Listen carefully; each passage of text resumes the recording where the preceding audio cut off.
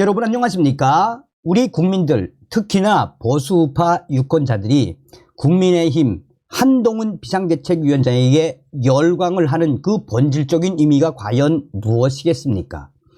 한동훈 비상대책위원장, 이제 위원장을 맡은 지 2달을 넘어가고 있지 않습니까? 이 2달 안에 지금 국민의힘 드디어 민주당을 꺾었지요. 현재 국민의힘 지지율은 계속해서 상승 중이며 전과사범 이재명의 더불어공산당, 민주당의 지지율은 계속 떨어지고 있지 않습니까? 그뿐이겠습니까? 한동훈 위원장의 지지도는 전과사범 이재명과 비교했을 때 거의 2자리 숫자로 급상승하고 있죠. 이 일련의 과정에 그 이유가 있다면 한동훈 위원장이 얼마나 잘한다라는 이야기입니까? 지금 현재 국민의힘에 입당을 한 김영주 의원의 과거 법안이 이슈를 받고 있습니다. 또한 40만 택시 노련 난리가 났습니다. 국민의힘에 입당한 김영주 지지, 한동훈, 김영주 영입 성공 비결은 과연 무엇이겠습니까? 정성산TV 좋아요, 구독, 알림은 큰 힘이 되겠습니다. 자, 택시 노련, 국민의힘 입당, 김영주 지지 선언, 40만 택시 가족이 함께할 것. 전국 택시 노동조합 연맹, 택시 노련은 4일 국민의힘에 입당한 더불어민주당 출신 김영주 위원 사선 서울 영등포 갑에 대한 공개 지지를 선언했습니다. 택시 노련은 이날 택시 노동자들의 든든한 동지 김영주 위원 공개 지지합니다 라는 성명에서 우리 연맹과 40만 택시 가족은 당당한 노동자의 지위와 보람찬 노동 환경을 되찾아줄 적임자로 대한민국 사선 국회의원이자 국회 부의장인 김영주 위원의 행보에 전폭적인 성원과 지지를 선언한다라고 했습니다. 택시 노련은 김영주 위원은 한국노총 산별 전국 금융노련 상임부위원장 출신으로 말 그대로 노동계에 뿌리를 둔 친노동계 위원이며 열린우리당 국회의원, 통합민주당 사무총장, 환경노동위원회 위원장, 고용노동부 장관, 국회 부의장을 등을 역임하면서 대한민국 노동자의 삶을 대변하는 삶 안에서 성공적인 많은 노동정책 업적을 이루어냈습니다 라고 했습니다. 이어 한국노총과 노동계 출신의 그 어떤 국회의원보다 노동자와 소외계층, 소상공인, 자영업자 등 모든 국민들의 권익을 위해 노력한 김영주 위원의 노고를 기억하며 새로운 당에서의 출발 또한 노동자의 기대에 부응하고 헌신할 것을 믿어 의심치 않습니다 라고 했습니다.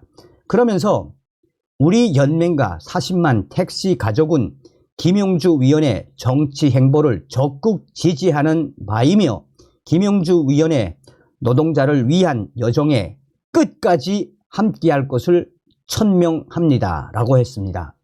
기가 막히죠. 자, 여기 댓글에도 굉장히 의미심장한 댓글이 많이 달렸습니다. 택시 노련의 지지 성명이 100마디 칭찬보다 김영주 국회 부의장의 사람됨을 알려주는 것 같습니다. 자기 조직을 떠난 사람, 그것도 당적까지 바꾼 정치인에 대해 계속적인 지지를 선언하기는 쉽지 않습니다. 김영주 부의장이 그동안 노동계에서 얼마나 신뢰받는 삶을 살아왔는지 알 수 있게 됩니다. 이런 분이 계속 정치를 해야 합니다. 좋습니다. 아주 좋습니다. 택시 기사들이 한바탕 난리가 났네요. 40만 택시 기사들이 김영주 의원, 국민의힘에 입당을 한 김영주 의원에게 계속 지지하겠다는 이 선언, 상징하는 바가 매우 큽니다. 한동훈 위원장이 또 해냈네요. 국민의힘 입당을 했는데 택시 노련, 택시기사들이 왜 난리가 났겠습니까? 40만 택시기사들이 국민의힘을 지지하겠다라는 뜻으로 받아들여도 되지 않겠습니까? 한동훈이 해냈습니다. 라고 칭찬을 이어가고 있습니다. 자,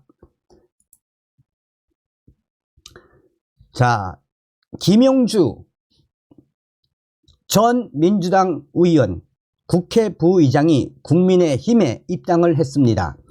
김영주 부의장의 마음을 돌린 한동훈 위원장의 결정적인 성공 비결은 무엇일까요?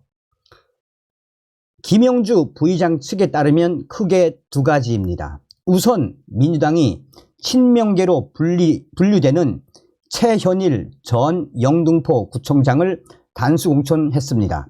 벼랑 끝으로 김영주 부의장을 몰아넣는데 반면 국민의힘은 김영주 전 부의장을 연일 추겨 세웠습니다. 얼마 전 국민의힘 한동훈 비상대책위원장은 다음과 같이 말했습니다. 민주당이 상식적이고 합리적이며 명분을 추구하는 큰 정치인을 품기에는 너무 망가져 버렸다고 생각합니다.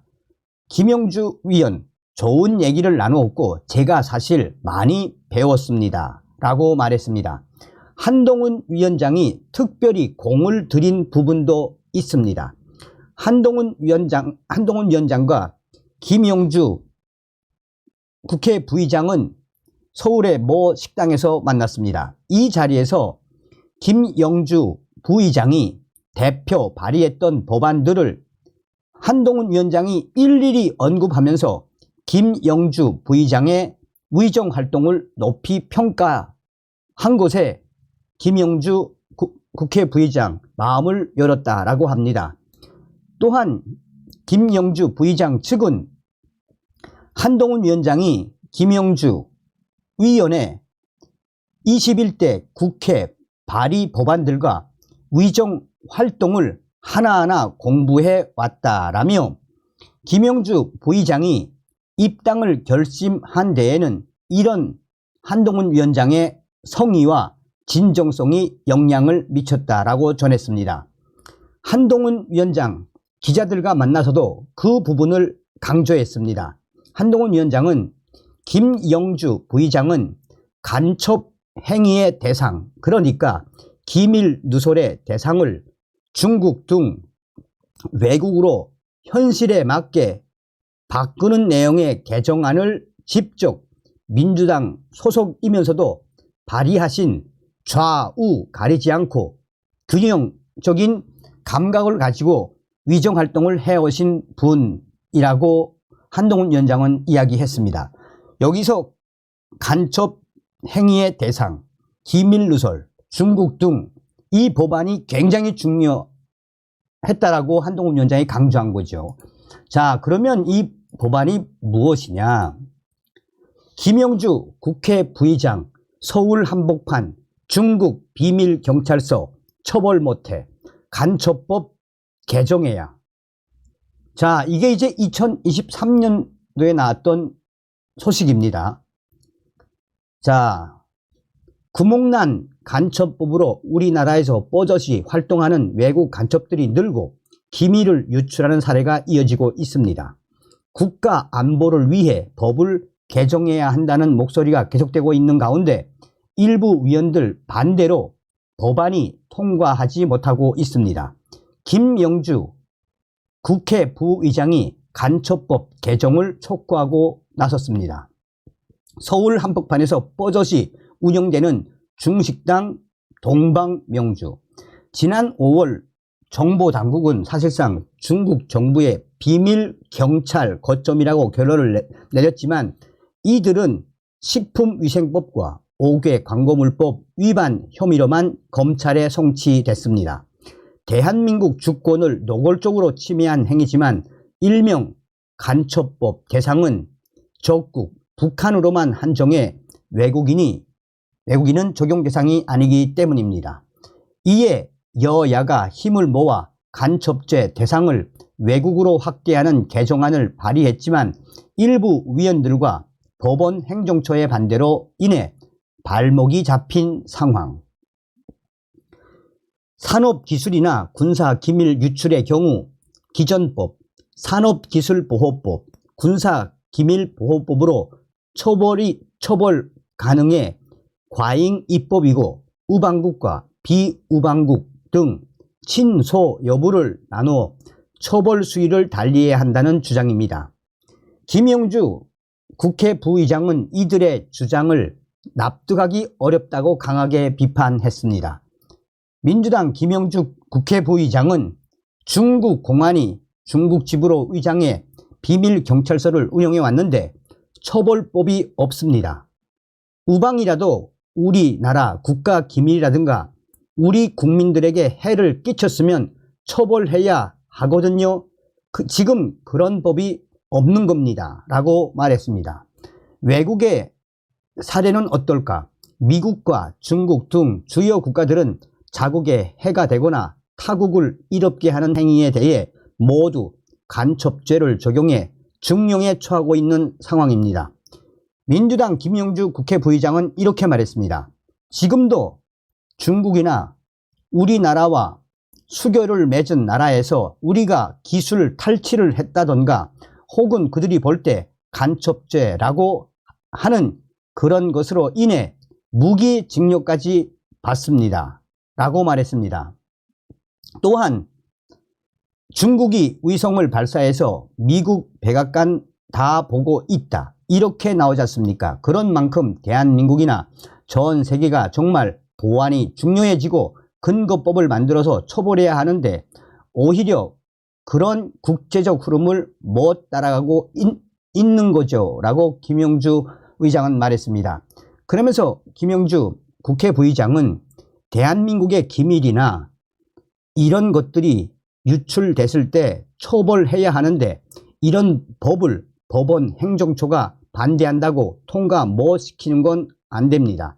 여야 국회에서 무르익고 있으니까 제가 더 노력을 하겠습니다. 라고 당시에 이야기를 했었습니다. 어떤 생각이 드십니까? 그러니까 보수 우파 성향이 정확하다는 거죠. 다음 시간에 뵙겠습니다. 멸공.